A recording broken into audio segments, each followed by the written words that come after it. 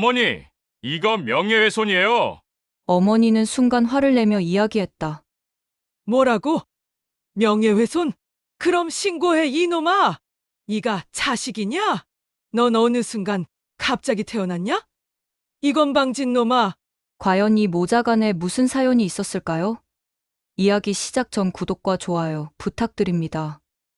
어머니는 매일같이 작은 옷수선집에서 하루를 보냈습니다. 낡은 간판 아래 오래된 재봉틀 소리가 하루의 시작을 알렸습니다. 하지만 수선집 안에 흐르는 고요는 언제나 무겁게 가슴을 짓눌렀습니다. 아들 집은 걸어서 10분 거리.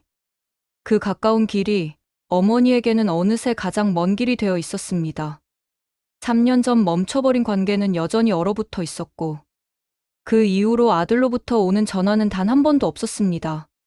한때는 달랐습니다. 맞벌이로 바쁜 아들 부부를 위해 어머니는 매일 오전 손주들을 돌봐주었습니다. 아이들과 함께하는 시간이 기쁨이었고 행복이었습니다.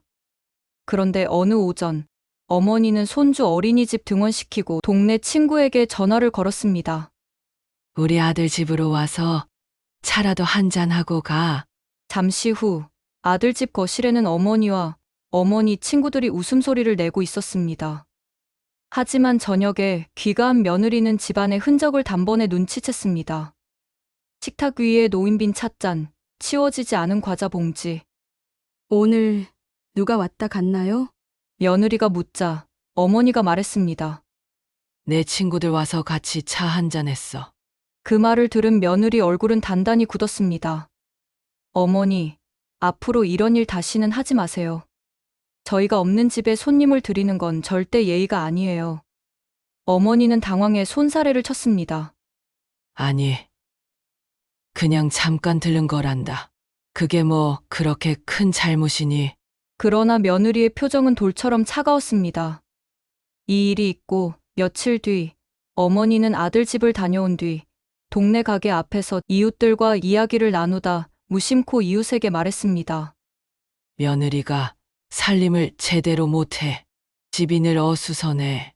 그리고 어머니는 더 흥분해 덧붙였습니다. 얼굴도 예쁘지 않고 생활력도 별로인 것 같아. 도대체 우리 아들이 왜 저런 애랑 결혼했는지 모르겠어. 순간의 이야기였지만 소문은 삽시간에 퍼졌습니다. 소문을 들은 며느리는 평소와 달리 굳은 표정으로 어머니께 전화를 걸었습니다. 어머니, 제가 들었어요. 동네에서 저에 대해 뭐라고 하셨는지. 어머니는 당황해 손사래를 쳤습니다. 그냥 한 말인데. 왜 그렇게 심각하게 받아들이니? 아들마저 무거운 한숨을 내쉬었습니다. 엄마, 제발 우리 문제는 집 안에서만 얘기해 주세요. 그리고 제 아내는 저한테는 세상에 제일 이쁜 여자입니다. 제 아내에 대해 함부로 이야기하지 말아주세요. 하지만 어머니는 억울했습니다. 내가 틀린 말했어? 다 너네 잘 되라고 그런 건데. 그 말은 며느리의 가슴에 다시 한번 비수가 되어 꽂혔습니다. 그리고 결국 결정적인 사건이 발생했습니다. 며느리가 퇴근해 돌아와 아이의 종아리를 보고 깜짝 놀랐습니다. 종아리에 붉은 자국이 남아 있었던 것이었습니다. 이게 뭐야? 누가 때린 거야? 아이는 머뭇거리다 대답했습니다. 할머니가 밥 안 먹는다고 회초리로 때렸어. 그날 밤 며느리는 분노를 참지 못하고 어머니에게 전화를 걸어 따졌습니다. 어머니, 어떻게 제 아이를 때리실 수 있어요? 제정신이세요? 어머니는 억울함에 목소리를 높였습니다. 내가 뭘 그렇게 잘못했니? 다 잘 되라고 그런 거야. 너도 어릴 적 그렇게 크지 않았니? 며느리는 말했습니다. 지금 시대가 어떤 시대인데 아이에게 매를 드세요? 안 되겠어요, 어머니. 저희 집에 앞으로 오시지 마세요. 저희가 알아서 살게요. 연락하지 마세요. 그 일이 있고 난 후 며칠 동안 전화를 걸어도 아들 부부는 받지 않았습니다. 내가 그렇게 큰 죄를 지었단 말이냐? 눈물과 술에 젖은 목소리로 집안에 가득 찼습니다. 답답함이 쌓이고 쌓이자 어머니는 결국 언론사에 본인이 겪은 이야기를 제보했습니다. 내 사정을 세상이라도 알아줘야겠습니다. 내 자식이 나를 이렇게 버리고 내가 얼마나 억울한지 좀 들어주세요.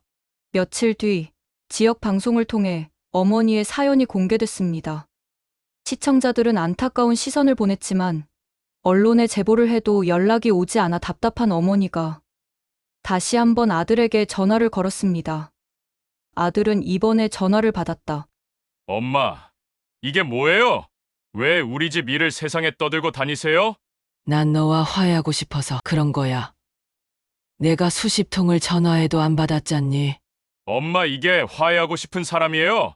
내가 이렇게 당했으니 너도 한번 당해보라는 식 아니에요? 이거 명예훼손이에요. 어머니는 순간 화를 내며 이야기했다. 뭐라고? 명예훼손. 그럼 신고해 이놈아. 네가 자식이냐? 넌 어느 순간 갑자기 태어났냐? 이건 방진 놈아. 수화기 너머에서 그만하세요. 끊을게요.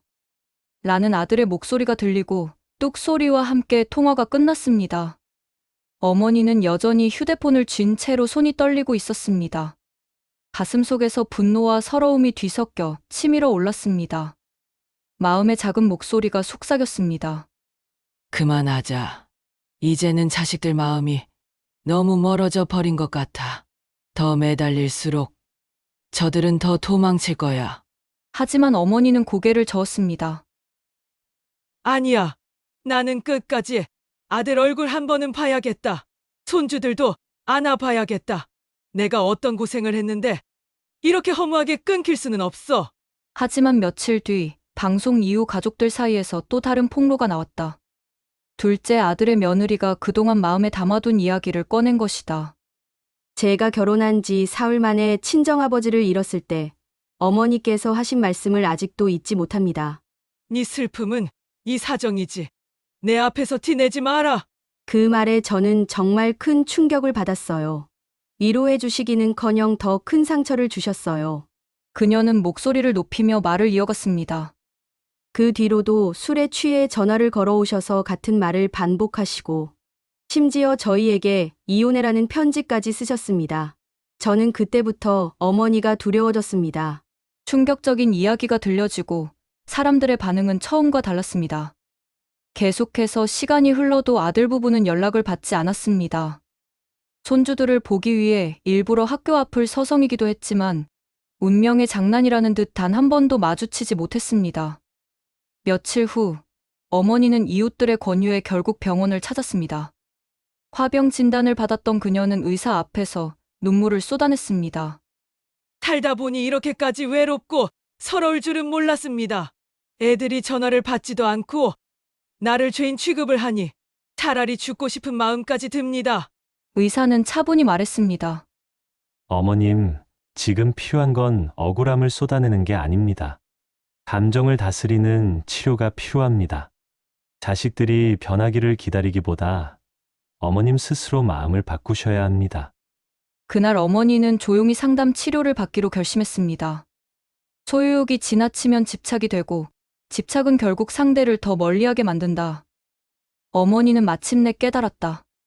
이제는 내 마음을 다스리는 것이 먼저다. 그래야 언젠가 자식들도 다시 내 손을 잡아줄 수 있겠지.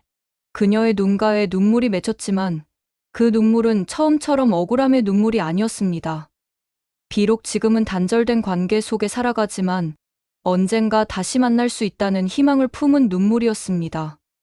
항상 많이 부족하고 모자른 제 영상 봐주셔서 정말 감사합니다.